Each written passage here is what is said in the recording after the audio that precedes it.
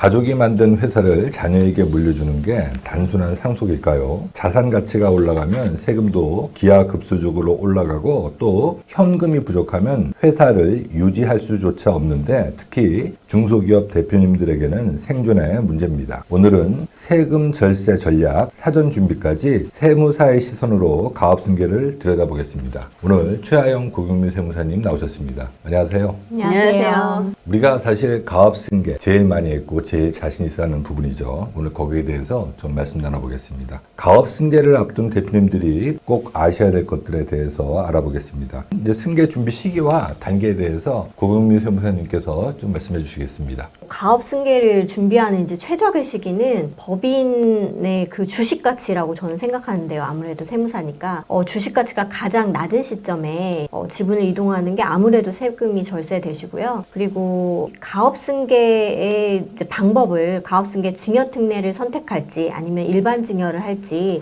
이런 주식 가치에 대해서 충분히 시기 검토를 하고 방법을 생각하고 이제 이런 준비를 이제 해야 될 것 같고요. 그리고 이제 실무적으로는 주식 가치도 중요하지만 누구한테 할지 자녀들 간에 좀 뭔가 분쟁이 생길 것 같으면 대표님께서 좀 사업무관 자산이 좀 있더라도 빨리 좀 이제 증여를 하는 방법을 선택하는 이런 시기를 회사마다 다르니까 좀 그걸 보고 선택을 해야 될 것 같습니다. 제가 오전에 이제 상담을 좀 하고 왔는데 오전에 업체도 분쟁이 있었어요. 아버지와 딸 간에. 그래서 큰딸이 주식을 가지고 있지만 아버지 대표님은 이제 큰딸에게 그 회사를 이제 물려줄 생각이 없고 작은 딸한테 물려주고 싶은데 큰딸과의 소송이 지금 진행이 되고 있어서 좀 이제 디테일하지만 큰딸이 가지고 있는 회사의 주식을 또 우리 대표님 회사가 가지고 있는 거예요. 그러니까 사업무관 자산이 있는 거죠.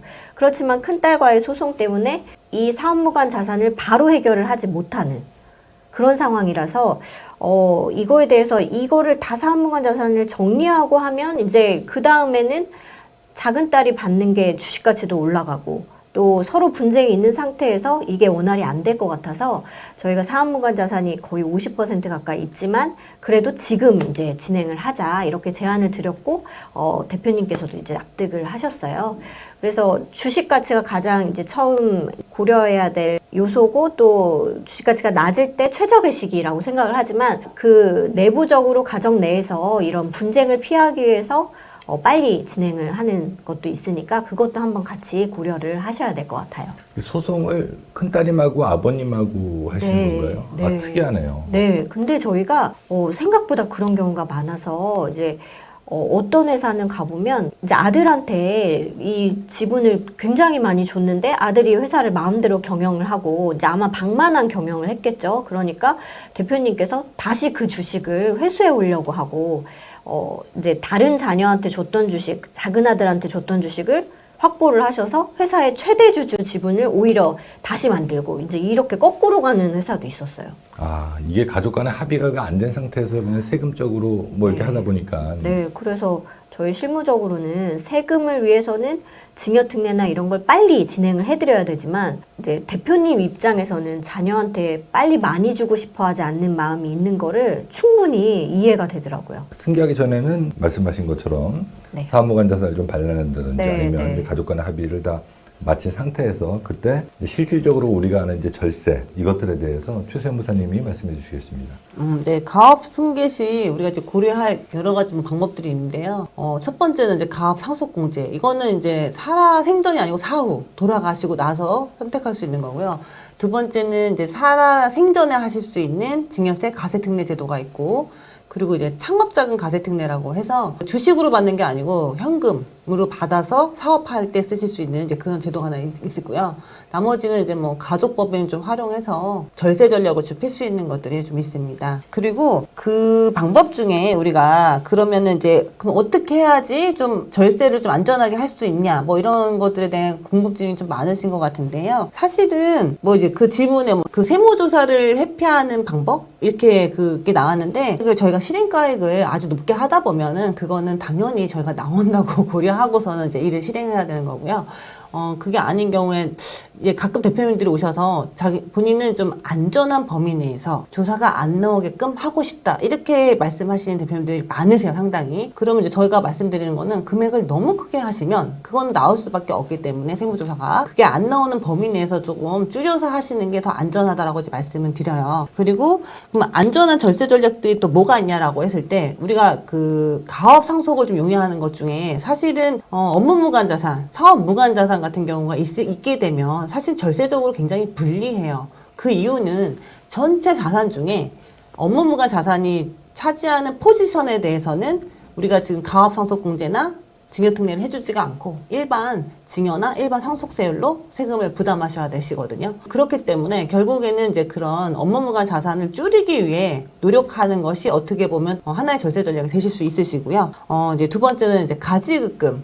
가지급금 저희가 이런 업무를 하면서 제일 많이 문의 주시는 게 가지급금이에요. 가지급금 자체도 사실은 그 업무 무관 자산 범위에 들어가시기 때문에 자녀 입장에서 가지급금이 해결되지 않으셨을 경우 자녀도 굉장히 부담스러워요. 그리고 본인이 이제 나중에 혹시 상속이 발생되면 자녀가 그걸 떠안고 다 갚으셔야 되는 빚이라고 보시면 되시거든요. 그래서 가지금을 없애고 업무 무관 자산을 어쨌든 줄이는 거가 좀 핵심적으로 절세 전략으로 많이 꼽히고 있습니다. 제가 좀 궁금한 게 있는데 이렇게 승계할 자녀가 2명이다 이럴 경우 가업 상속공제나 가업 승계 증여특례를 두 자녀한테 해줄 수 있나요? 네, 맞아요. 2016년도까지는 한 명이 받아야지만 가능했는데 그게 개정이 돼서 지금 현재는 2명의 자녀, 3명의 자녀 하더라도 다 받으실 수는 있습니다. 자, 그러면 만일 아들만 셋이다. 그래서 큰아들, 둘째 아들은 공동으로 하고 마지막 막내 아들은 창업자금 과세특례로 이렇게 할 수도 있나요? 그렇게 하실 수도 있으세요. 예. 그러면 증여특례를 받고 한 자녀가 또 창업자금 이걸 같이 할 수도 있나요? 두 가지는 같이 하실 수 없습니다. 둘 중에 하나만 하실 수 있으세요. 예. 이걸 좀 모르시는 분들이 많으실 것 같아서 좀 명확하게 좀 하고 넘어가는 네네. 게 좋을 것 같습니다. 아마 경기도에 뭐 브런치 카페 이런 것들이 많이 생겨서 아마 뭐 커피숍이나 뭐 이런 것들을 그냥 제조업으로 둔갑시켜서 요새 뭐 그런 영상들이 많더라고요. 맞아요. 일반 커피숍 같은 경우에는 가압상속공제 요건이 해당되지 않기 때문에 음식점으로, 그러니까 예를 들면 브런치 카페 이렇게 하게 되면 그게 음식점으로 나오시잖아요. 그렇게 되면 그거는 이제 가압승계가 가능한 업종이기는 해요. 예, 그렇게 바꿔서 또 진행하시는 경우도 있는 것 같더라고요, 요즘에. 이렇게 100억이 넘으면은 세금이 50%다 보니까 네, 네. 오히려 뭐 그런 식의 그게 사실 합법인지 불법인지를 떠나서 그게 법으로는 되는 거니까. 네, 실질적으로 운영하시다고 그러면 합법적으로 하실 수 있는 방법인 거죠. 예. 뭐 우리가 그 뭐 빵 팔고 뭐 커피 팔아서 돈 벌겠다는 게 아니고 네, 나중에 부동산도 네. 이제 넘겨줄 때 좋은 방법이죠. 네, 그것도 사실 뭐 상황에 따라서는 쓸 수도 있다. 저도 네, 네. 사실 그렇게 생각합니다. 네. 그 어제 오신 대표님도 그 차명 때문에 오셨는데 네, 이게 네. 이제 그 차명을 정리하고 이제 승계로 가실 거잖아요. 네, 맞아요. 네. 네, 특례증여 하시길 원하셨어요. 예. 근데 이제 특례증여하는 게 그 회사 같은 경우는 지금 그 차명 주주한테 돈 입금한 게 네, 네. 그 사모님이 입금했잖아요. 네, 네. 근데 그렇게 찾아오면 사모님 주식이 되나요? 그렇게 돈을 내신 분의 주식이 되겠죠. 그러면 우리가 또 다른 방법을 해서 네네. 왜냐면 제가 사모님 주식이 되면 이제 사모님 주식은 또 이게 증여특례를 못 받으니까 네, 네. 그래서 제가 말씀드린 거고 그러면 그거를 대표님이 돌려받으면 그것도 혹시 대표님 주식으로도 차명을 찾아올 수 있을까요? 배우자는 이제 그렇게 하시기엔 좀 어려우신 것 같아요. 그래요? 배우자는. 네. 배우자는 일반적으로 우리가 고려할 때 양수도 거래를, 그러니까 대금을 주고받는 거래로 인정하기보다는 증여 거래로 인정을 더 하기 때문에 과거에 그 만약에 주식을 줬다라고 하면 그게 양수도 거래가 아니고 그냥 그건 증여로 그 당시 준 거로 보는 게 타당할 것 같습니다. 그러니까 그 회사 같은 경우는 이제 사모님한테 주식이 갔다가 그 다음에 네네. 저희 또 방법을 써야 되겠네요. 네네. 사모님 주식은 이게 안 되니까. 네, 이제 가상속이나 이런 것들이 사실 안 되시죠. 예. 그래서 이번에 이제 한 50억 정도 이 증여특례 하기로 하셨는데 이게 증여특례가 얼마까지 세금이 없죠? 얼마까지 세금이 없냐면 600억까지 이제 가능하신데요. 증여특례 그렇죠? 증여세 가득특례는 업종의 영위 기간에 따라 달라요. 그러니까 10년 이상 영위하셨을 경우에는 300억, 20년 400억, 그리고 30년이 600억이에요. 600억. 예. 세금이 없는 거는 10억까지. 10억까지. 예, 그러니까- 그리고 이제 120억까지가 이제 10%, 그리고 120억 초과가 20% 이렇게 되신다 보면. 그러니까 이제 그 회사 같은 경우는 이제 50억 정도 하신다 그러니까 10억은, 예. 없고 이제 40억에 대해서 10%니까 4억 정도? 그거는 이제 업무 무관 자산이 없다라는 전제 하에 없다는 모든 자산이 업무 관련이다라고 하시면 이제 그 말씀이 맞고요. 그게 아니면 그런 데가 사실 별로 없어가지고. 근데 그거를 잘 모르시더라고요. 이제 상담을 해보면 이게 이제 사업무관 자산 비율로 따져야 되는데 그게 아니고 이제 그 사업무관 자산은 증여를 안 받고 사업 관련한 자산만 증여를 받아서 10억 비과세로 다 할 수 있다. 이렇게 생각을 또 잘못하시더라고요. 근데 이제 그게 아니고 주식 가치를 산정을 하면 증여할 주식수에 곱해서 증여재산가액이 나오면 전체 우리 회사 자산 중에 부채는 상관없고 자산만 봐서요. 자산 중에 사업 무관 자산과 사업 관련한 자산 비율을 따져서 사업 무관한 자산이 만약에 이제 40%다. 그러면 아까 계산한 증여재산가액의 40%를 곱해서 그게 그냥 일반 증여로 바로 합산이 돼요. 그러니까 항상 나오는 거죠. 일반 증여가. 사업 무관 자산이 있으면 가업승계 그 비과세 되는 10억 한도로 해서 이 60%는 세금이 없고 40%는 일반 증여로 10년 내에 증여재산과 합산이 돼서 일반 증여로 과세가 되고. 그렇죠. 그래서 사실 네. 저희한테 오셔서 미리 컨설팅을 받아서 사업무관 자산 비율을 높이는 게 핵심이죠. 네. 예. 그리고 사업 관련한 자산이 뭔지, 사업 무관한 자산이 뭔지 이것도 많이 질문을 받거든요. 예, 근데 그 혹시 회사에서 갖고 있는 뭐 직원들한테 뭐 콘도나 이렇게 좀 복지를 위해서 쓸 수 있는 그런 것들은 사업과 관련 자산인가요? 네, 회원권이나 이런 거를 사업 관련, 그러니까 직원들을 위해서 쓰면은 당연히 이제 사업 관련한 자산인데 이제 그걸 입증을 못하면 이제 사업 무관한 자산으로 보고 있고요. 고세무사님이 사업 관련 있는 자산, 사업 관련 자산에 대해서 한번 정리를 한번 해주시죠. 네, 저희가 이제 자주 질문받는 것만 말씀드리면 일단은 회사에 이제 대표님이 배당도 안 가져가시고 회사에 돈을 많이 모아두셨어요. 그러면 만약에 이게 보통예금으로 있다. 그러면 5년 내의 이 보통예금과 현금의 이 평균 잔액을 계산을 해서요. 그 평균 잔액의 200%를 초과하는 거는 과다보유 현금으로 사업무관 자산으로 바로 부인되세요. 그러니까 사업무관 자산으로 보고 있어요. 그리고 만약에 이제 정기예금에 가입을 했다. 그러면 정기예금도 만기가 3개월을 초과하는 정기예금에 대해서는 또 사업무관 자산으로 바로 그거는 5년 평균 따지지 않고 바로 사업무관 자산. 아, 그러면 만기가 3개월이 지나면 그냥 정기예금에 넣었다? 그거 네. 다 사업무관 자산이다? 네. 아. 그걸 많이 모르시더라고요. 그래서 이제 그럴 때는 그걸 해지하면은 그러면 해지하고 가업승계를 하면 되겠네 이렇게 생각하시지만 또 5년 내의 평균 잔액이 부족하기 때문에 그러면 이제 바로 또 사업 관련한 자산이 안 될 수가 있으니까 그걸 고려하셔야 되고요. 그리고 다른 회사 주식을 보유하고 있을 때 해외 현지법인의 이 주식을 보유하고 있으면 해외 현지법인 주식은 우리 회사와 매출상 관련이 있는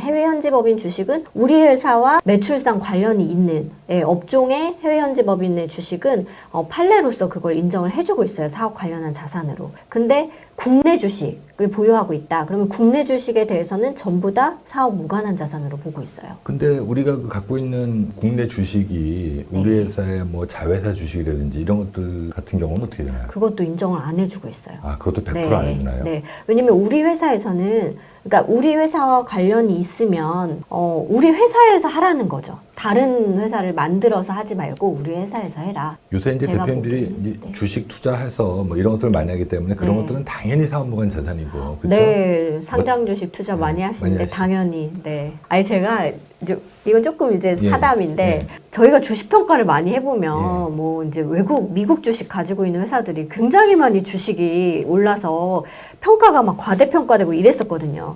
그래서 그때 저희가 그 주식을 알면서 왜 안 들어갔을까? 그때 샀었으면 많이 벌었을 텐데 이런 생각을 잠깐 했어요. 그리고 이제 사업무관 자산 조금만 더 말씀드리면 뭐 잘 아시다시피 임대용 부동산이 있고요. 임대용 부동산을 만일에 뭐 5층 건물에 우리가 회사에서 2개 층을 쓰고 뭐 3개 층을 임대했다. 그러면 네네. 어떻게 되나요? 면적 비율로. 면적으로. 네네, 왜 전체. 1층은 더 비싸고 5층은 더 싸잖아요. 그렇게 안 하나요? 일단은 시가를 산정을 하니까 면적 비율로 해서 이제 안분을 하는데요. 뭐 1, 2층 그렇게 만약 호실이 이렇게 구분되어 있다. 그래서 그런 시가가 있다고 하면 반영이 돼야 되겠죠. 그러면 이제 과다보유 현금, 두 번째는 임대용 부동산. 네. 또 다른 게 뭐가 있을까요? 아, 참 주식 얘기하셨네요. 네, 세 가지 주식도, 주식. 예. 임대용 부동산 뭐 이런 보험 거. 상품 이런 거. 보험 상품. 네, 네. 아, 보험 상품도 네네. 사무관 자산. 네. 경영인 정기보험은 해당이 안 되시지만 경영전기는 조심보험은 해당이 되시죠. 왜냐면 이제 경유인 정기보험은 비용으로 비용 처리. 빠졌기 때문에 자산에 없으니까 이제 해당이 안 되시고요. 종신보험 같은 경우에는 이제 장기 투자 자산으로 계정이 있기 때문에 그건 당연히 해당이 되세요. 그거 외에도 좀 많은데 어쨌든 이거를 잘 모르셔서 특히 이제 정기예금을 많이 모르셔서 그걸 많이 상담을 해드렸어요. 저번에 왔던 대표님도 해외 투자 주식을 많이 갖고 있었으는 사무관 자산 비율을 봤더니 57%인가 해서 정리한 다음에 오신다고. 최생님 기억하세요? 아니 잘 기억이 안 나네요. 하도 많이 상담해가지고. 그때 막 물어보고 아들하고 같이 왔었잖아요. 상장 미국 주식. 맞다. 기억이 나네요. 네, 맞아. 네. 예, 예. 미국 주식 갖고 미국 주식. 계시잖아요. 네, 뭐, 여기 가까이 있으신 분이 예. 있어요. 맞아요. 그래서 뭐 다 될 줄 알고 오셨는데 그 주식을 너무 많이 갖고 있어서는 업무무관 비율이 엄청 너무 높아가지고. 많았어요. 예. 그래서 정리한다. 뭐 맞아. 네, 이제 하실 수 있으면 이제 이건 딴 얘기지만 하실 수 있으면 정기예금을 이제 해지하시고 돈이 많은 상태에서 우리가 쓰는 그런 이제 부동산 사업 관련한 부동산을 취득을 하시든지 아니면 이 돈을 좀 우리가 쓰는 또 전략으로 개인 자산화를 좀 하시든지 이렇게 하실 수 있고요. 그리고 이제 뭐 임대용 부동산 같은 경우는 임대를 좀 이제 계약이 끝나는 시점에 잠깐 우리가 쓰면서 이제 그거를 또 가업승계 증여특례를 그 시기에 좀 하실 수도 있고요. 그러면 그때 그 평가할 때 그 시기에만 우리가 쓰고 있으면 된다? 네, 네. 5년 동안 유지해야 되고 뭐 그런 건 없나요? 그런 건 없어요. 아. 네, 사후관리. 그렇지만 이게 이제 기간 상관없이 또 상속이 개시되면 상속재산에 항상 편입이 되고 그럼 분명히 가업상속공제를 또 고려를 하실 거잖아요. 그때는 또 사업무관 자산을 그때 당시 비율로 다시 산정을 하게 돼 있어요. 그러니까 그때 임대가 있으면 이제 그때는 좀 세금을 많이 내셔야겠죠. 자, 그러면 이 정도로 넘어가고 그 다음에 세 번째는 돈이잖아요. 자산이고. 네네. 이 자산을 이전하는 방법과 전략에 대해서 특히 이제 부동산 기업의 지분, 뭐 주식이죠. 이런 것들에 대해서 좀 말씀해 주시죠. 부동산을 효율적으로 이전하는 방법, 어떻게 보면 이제 부동산 임대사업자분들이 가장 관심이 많은 분야이긴 하거든요. 근데 이제 그렇게 되면 개인 부동산을 이제 그냥 갖고 계시면 이제 아시다시피 이제 임대업은 어떤 승계를 지원하는 제도 자체가 없으세요. 그러면은 일반적으로 그냥 상속 당시 감정평가 한 금액으로 해가지고 그냥 산정돼서 그냥 승계가 다 이루어지는 거거든요. 지금 다 내시고 개인 상속세를 법인세로 바꾸면서 조금 낮춰서 하실 수 있는 것들이 있는데 개인 부동산을 법인으로 전환하셔가지고 부동산 임대법인을 만든 다음에 활용하실 수 있는 그런 방법들로 좀 개인 상속세를 법인세를 낮추는 그런 것들 좀 활용하실 수 있으시고요. 뭐 계속 이제 말씀드렸지만 이제 개인으로 그냥 가만히 있으시다가 상속이 한 번 발생하면 전체 금액에 대해서 한 번 그냥 세금을 왕창 내시잖아요. 50%. 근데 그게 아니라 10년 뭐 이런 식으로 꾸준히 쪼개가지고 단계적으로 증여를 하시게 되면 10년마다 계속 반복적으로 생기는 뭐 증여공제 이런 배우자 공제들이 있으시기 때문에 그걸 또 좀 절대적으로 활용하시는 것도 어떻게 보면 효율적인 관리에 해당되십니다. 그래서 그렇게 하는 방법들이 좀 있으시고요. 예, 예. 부쩍 요새 들어서 상담하다 보면 이제 1세대분 말고 2세대 분이 찾아와서 우리 아버지가 이런 거 하나도 안 하고 나 상속세 엄청 냈다. 그래서 네. 나는 절대 이렇게 안 하겠다. 이렇게 하고 오시는 대표님들 많으시잖아요. 네. 사전에 좀 하겠다. 네. 뭐 40대 초반 대표님들도 상속받은 다음에 자기가 내봤기 때문에 그걸 너무 잘하셔서 그런 것들이 많은 것 같더라고요. 예전에도 한번 말씀드렸지만 저희 고객분 중에 또 있으세요. 300억 정도 되시는 거를 아버님이 80세 넘어서 돌아가셨는데 사전에 준 게 하나도 없어서 본인이 그거를 한 번에 다 세금을 맞으시고 그 해에 이제 그 감정평가 할 수 있게끔 받겠던 그 해에 그게 또 해당이 돼서 자기가 1호로 그 감정평가 돼서 한 30억 더 내셨다고 하거든요. 거의 100억 정도 내신 것 같더라고요. 그분이 하신 얘기였어요. 똑같아요. 그러니까 뭐냐면 내가 상속세를 한 50%를 한 번에 맞아보니까 왜 우리 아버님은 그렇게 사전에 주지 않았을까 이런 생각이 들면서 본인은 그러니까 이런 거예요. 그러니까 10억까지는 30%잖아, 증여를. 자기는 그걸 최대한 활용해서 10년 동안 자녀한테 주겠다. 어쨌든 그렇게 해도 20%는 절세 아니냐. 사실은 부가 많으신 분들은 그렇게 생각하시는 게 맞으세요. 그쵸. 예. 실무적으로. 예, 그것도 절세예요. 30%도 어떤 관점에서 보면 너무 많다라고 생각하실 수 있지만 한 번에 내시는 것보다는 어쨌든 효과적으로 분산 증여해서 내시든 이렇게 하시는 게 훨씬 더 유리하시거든요. 제가 이제 대표님 만나보면 그냥 20%는 땡큰 것 같아요. 네, 맞아요. 요즘에 20%는 다들 괜찮다라고 생각하세요. 워낙 높으니까 우리가 50%니까 더군다나 이제 부동산 자산은 이게 계속 공시가도 올라가고 감정평가를 해야 되고 자꾸 네. 그 이제 과세를 높이 하다 보니까 부동산은 뭐 법인 전환을 먼저 한 다음에 그 다음에 방법을 찾는 게 좋습니다. 뭐 최근에 또 이제 부동산 관련 또 이슈라고 하면 과거에는 이제 부동산 가다보유 법인만 과세관청이 감평을 할 수 있게끔 그렇게 된 것들이 최근에는 사무처리 규정 안에 들어가서 올해 6월 11일부터인가 아마 그게 제가 시행되는 걸로 알고 있는데요. 부동산 가다보유 법인이 아니더라도 그 차익이 아마 이제 5% 10억이 10억이었어요. 그 정도 차이가 나게 되면 그냥 과세관청이 그냥 하겠다. 해도 이제 납세자 입장에서는 어떻게 할 수가 없는 거예요. 그렇게 이제 법이 개정되는 걸로 그렇게 나와 있습니다. 실무를 또 하는 입장에서는 그러면 이제 그런 것들 다 고려해야 되는 거예요. 예전에는 부동산 가다보유 법인만 감평을 저희가 고려하면 어쨌든 간에 되게 많이 올라가요, 가치가.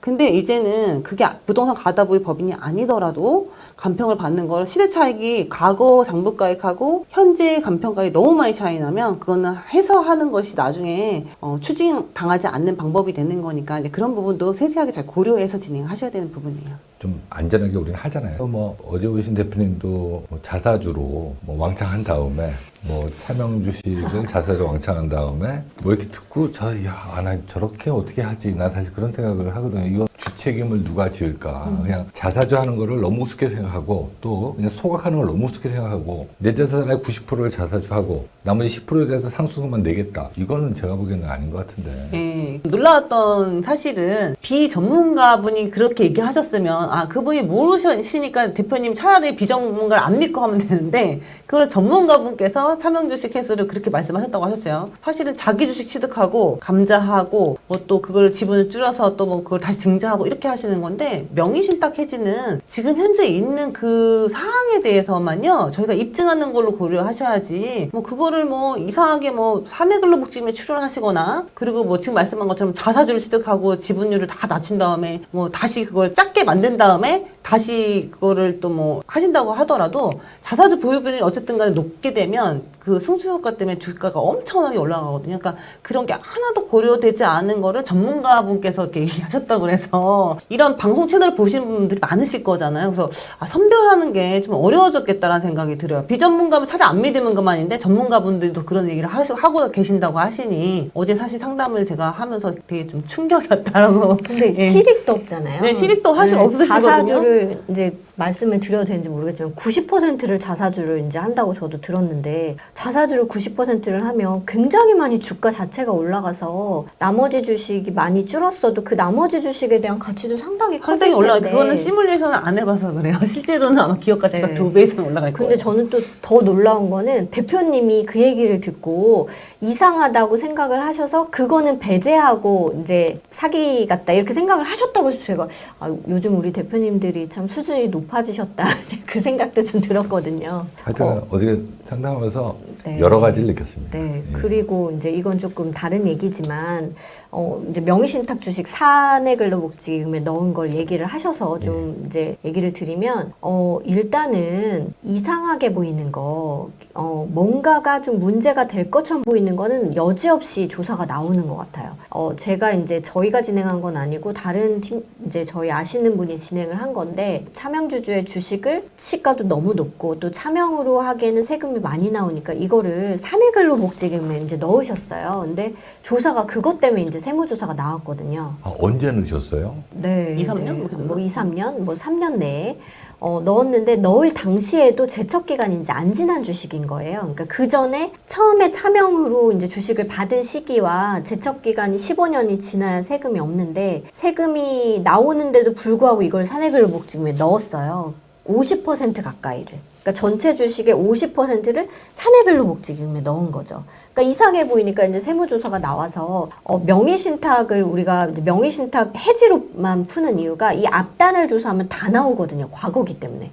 과거를 국세청이 다 파헤쳐서 주식을 취득한 거를 입증해라. 입증 못하면 과세하겠다. 이렇게 해서 지금 세금 계산된 게 6억 정도라고 제가 들었거든요.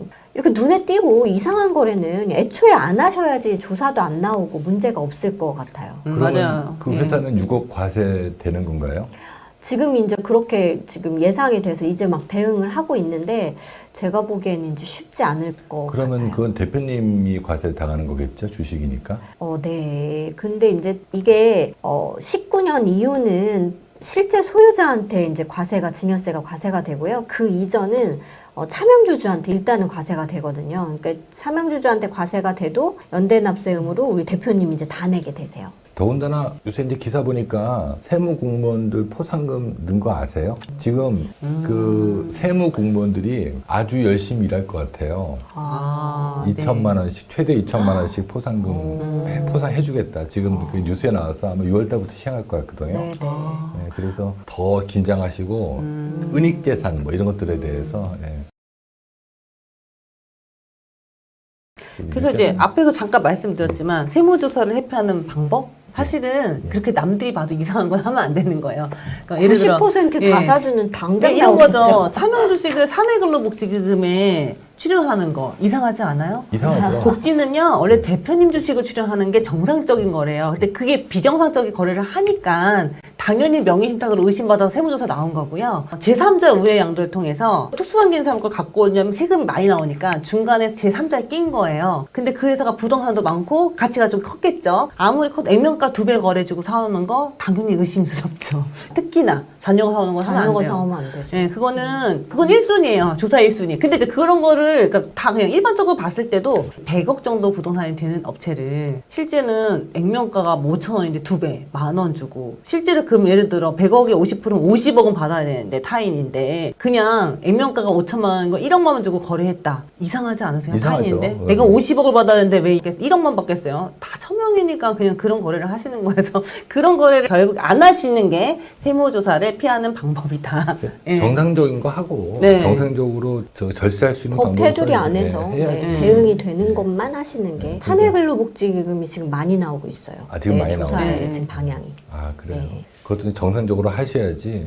그건 제가 보기에는 항상 조심해서 하셔야 됩니다. 자, 그다음에 이제 가족 간의 갈등 관리에 대해서는 네, 제가 좀 말씀드릴게요. 일단 가업 승계 과정에서 아까 이제 초반에도 말씀드린 것처럼 갈등이 있는 경우가 많은데 충분히 이제 합의를 하고 증여특례나 이런 제도를 해야지. 제가 작년에 자녀 딸하고 아들하고 2명한테 공동으로 가업승계 증여특례를 해드렸어요. 그리고 나서 몇 달 뒤에 취소가 안 되냐고 이렇게 연락을 받았어요. 네. 알고 보니까 따님은 일을 안 하시는 것 같더라고요. 따님은 일을 안 하는데 공평하게 주고 싶으시니까 대표님께서 이제 증여특례를 많은 생각 없이 이제 주셨는데 취소해달라고 하셔서 제가 취소가 안 된다 이렇게 말씀드린 경우가 있었거든요.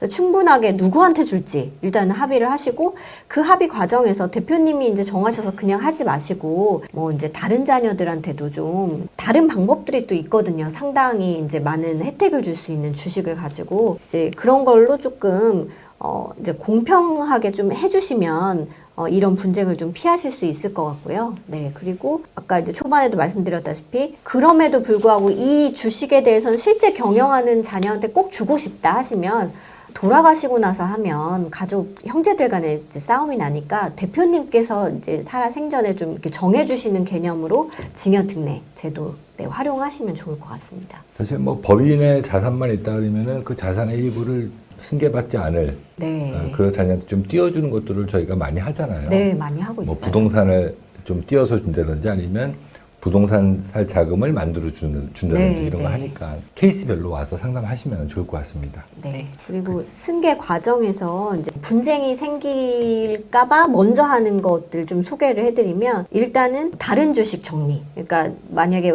내 자녀가 들어왔을 때 다른 그 주주들이 있어서 좀 경영이 힘들 것 같다고 하면 미리 좀 그 주주들을 주식을 좀 사온다든지 특히 차명주주가 있으면 차명주주의 주식을 좀 정리를 해준다든지 이렇게 하는 게 좀 필요하고요.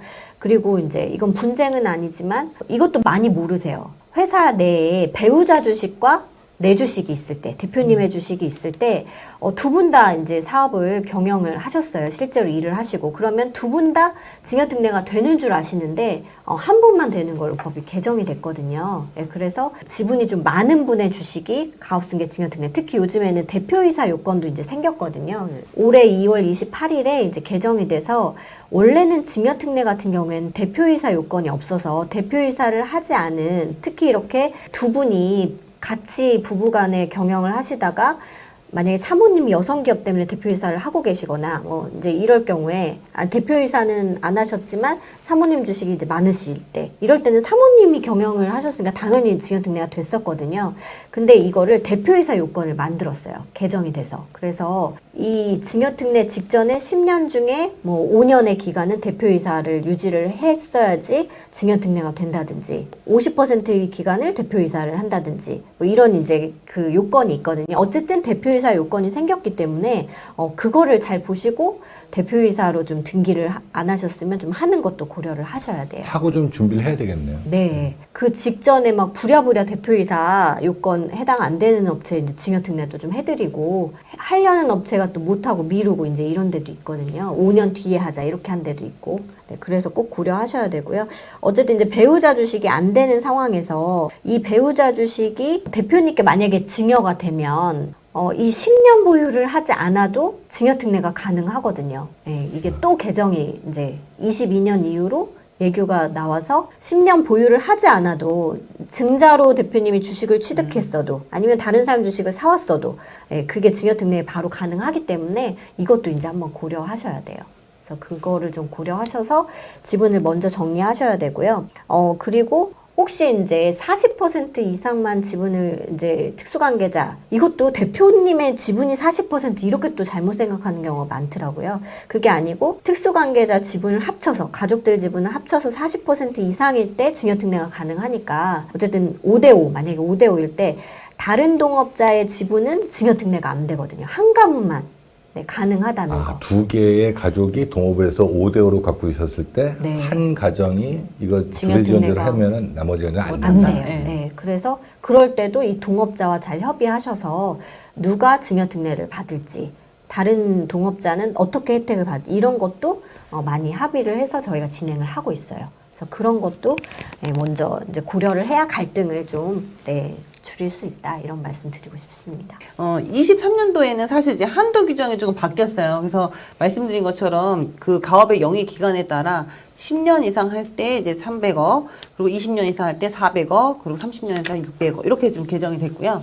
2024년도, 그러니까 작년도에 이제 개정된 거는 10% 저율과세가 기존에는 60억이었는데 작년에 120억으로 상향 조정이 됐고, 그리고 연부연납 기간이 좀 연장이 됐어요. 과거에는 이제 5년이었지만 15년으로 연장됐기 때문에 아무튼 증여세 납부하신 부담이 좀 완화되셨어요. 그래서 저희가 증여세 과세특례 하면 대다수의 자녀분들이 다 연부연납으로 하세요. 왜냐면 금액이 크기 때문에 한 번 내실 수가 없어가지고 과거에 이제 5년으로 했는데 지금은 더 많은 금액을 받으셔도 어쨌든 15년 동안 해서 하실 수 있다.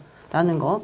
그리고 이제 사후관리 요건이 좀 완화됐어요. 과거 이제 사후관리 기간도 사실 10년에서 7년 됐다가 지금 5년으로 바뀌었잖아요. 그리고 이제 사업 무관자산은 올해부터 좀 개정이 됐는데요. 어떤 게 있냐면, 예전에는 이제 임직원 임대주택 같은 경우에도 사실은 업무 무관으로 봤었고, 직원들한테 주택자금, 학자금 같은 거 대여하고 이런 것들, 그런 것들도 다 사업 무관자산이었는데요. 이제 그런 부분들은 다 업무 무관 자산에서 제외돼서 지금은 인정해주는 걸로 어쨌든 올해부터 개정이 됐습니다. 이제 그런 부분들이 좀 바뀌었다고 보시면 되실 것 같아요. 증여세 과세특례 그 사후관리 요건에는요, 고용유지 요건이 없으세요. 이제 그거는 가업 상속공제 요건에만 있어요. 매출액하고 고용유지에 관련된 요건이 있으시고, 실제 특례증여를 했을 때 우리가 고려해야 되는 사후관리 요건으로는요, 일단은 3년 이내 그 대표이사로 등재하는 거, 그리고 증여일로부터 5년까지 대표이사직을 유지하시는 거, 그리고 가업의 주된 업종은 어쨌든 그 대분류 내에서만 허용하시니까 대분류에서 다른 쪽으로, 예를 들어 제조업에서 도소매로 가는 거, 이런 것들은 안 되시거든요.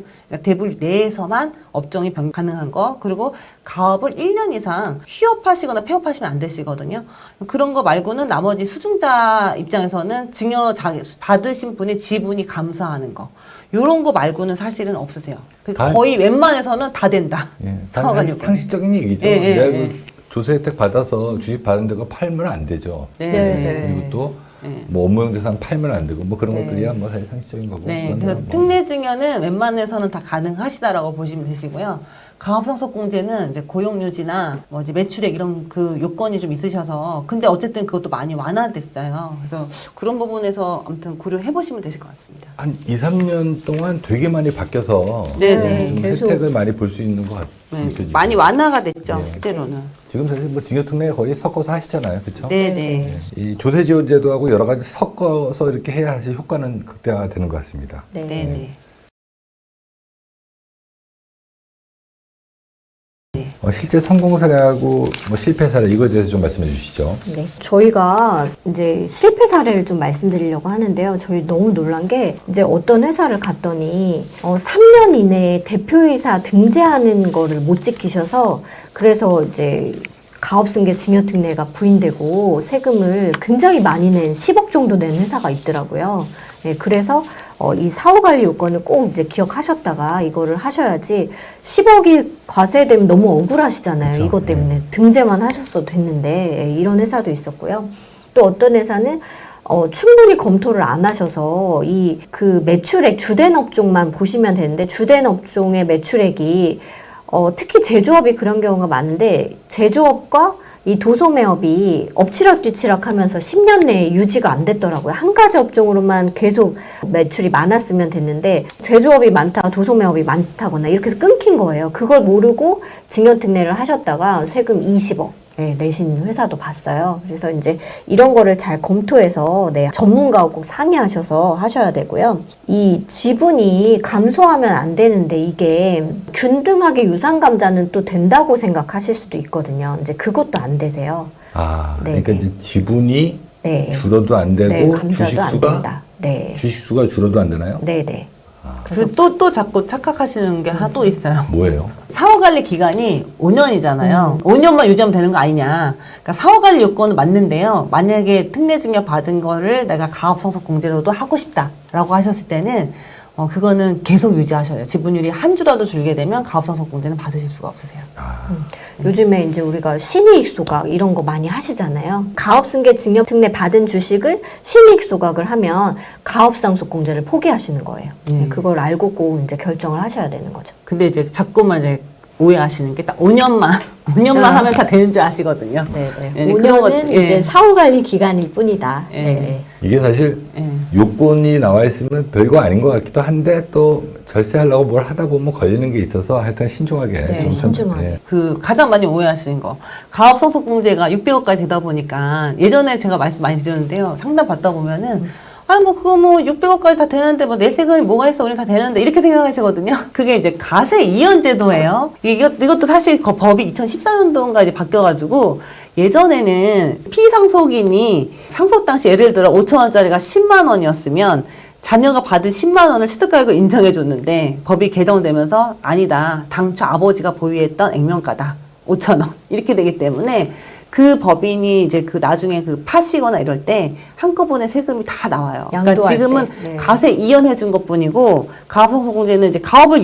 계속 영위하도록 지원해야 되는 제도다 보니까 그러니까 이제 가업상속공제 받으면 우리 세금이 영원히 없는 거 아니에요. 그건 아니기 때문에 그런 걸 좀 감안하셔가지고 꼭 가업상속공제를 받는 게 좋은 경우도 있지만 만약에 절세적으로 다른 거를 더 혜택을 볼 수 있는 게 크다 그러면 그걸 포기하고 그냥 가시는 것도 하나의 방법이 될 수 있습니다. 근데 또 전략적으로 저희 이제 그런 경우도 있잖아요. 부동산이 있으면 일단은 증여특례를 받아서 낮은 가액으로 좀 주식을 받으시고 그 다음에 5년 뭐 지난 후에 이제 매각을 또 고려하시면서 취득가액 인정을 받으시고 이런 거는 좀 고려하셨으면 좋겠어요. 상속공제까지 받지 않아도 또 절세로 하면 네. 더 좋게끔 마무리되는 경우도 있거든요. 네, 왜냐면 제가 많이 말씀드리는데 대표님 주식을 다 증여특례를 해서 아들한테 다 넘기면 그 다음부터 배당은 아들이 다 받잖아요. 그러면서 부동산 가치가 올라가지만 지금의 가치로 픽스해서 상속재산에 포함이니까 그러면 나중에 가서 가업상속공제를 혹시 못 받고 이 회사를 뭐 매각하거나 할 때도 그래도 취득가액 자체는 인정을 받을 수 있으니까 이제 그것도 한번 고려하시는 게 좋을 것 같아요. 그게 지금 취득가 얘기는 이제 양도할 때 얘기죠. 네네. 만일에 소각하면 어떻게 돼요? 그 양도 아니고 소각하면 소각할 때도 취득가액으로 증여는 소각할 때도 인정을 받을 수 있고요. 아까 이제 안 된다는 거는 이제 상속법공제 받았을 때. 그 증여 특례는 그 인정받는다. 네, 네, 그래서 말씀하신 거군요. 네, 제가 네, 헷갈렸네요. 네네. 네, 이거는 이제 아까 가업상속. 가업상속공제. 상속하고 좀 다르죠. 예. 그러니까 증여 특례는 별 문제가 없네요. 네, 왜냐면 가업상속공제는 이럴 수밖에 없는 게 정산하는 게 한 번도 없는데 가업승계 증여특례는 상속공제 받으면 정산이 돼요. 한번 정산하잖아요. 기간에 상관없이 정산하기 때문에. 네, 그래서 취득가액 인정 받고 할 수 있어요. 할 수 있지, 소각은. 네, 네. 한 적이 있어요. 그래서 한적 있어요? 그 한 적이 있어요. 90%를 증여특례 받은 그 아들이 가지고 있고 나머지 주주가 이제 조금만 가지고 있으면 증여특례 받은 그 주식 취득가액이 높으니까 예. 거기 상속공제는 포기하고 이 소각대가 많이 받아서 돈 많이 빼셨어요. 그래서 그러셨군요. 네, 그러면서 이제 가업상속공제를 포기하신 거죠. 근데 이제 그때 우리가 잘 안내해야 된다는 게 그런 거 행위를 하는 순간 가업상속공제는 포기하셔야 돼요. 이거가 아직 안 나가면 모르시고선 하고 나서 가업상속공제 안 된다고 그러면 난리가 나는 거니까. 예, 예. 그렇지만 이제 5년 그 사후 관리 기간 증여특례를 받고 5년이 지나서 이거에 대한 이제 부담도 없고 그런 다음에 증여특례 받은 그 취득가액 인정받아서 지금 소각대가 많이 빠져나가면 나중에 상속세를 내더라도 이득인 거죠. 그렇겠네요. 자, 오늘은 좀 두서없는데 어떻든 간에 저희가 제일 많이 하고 자신 있는 가업승계에 대해서 알아봤습니다. 오늘 여기까지 하겠습니다. 감사합니다. 감사합니다. 감사합니다. 네.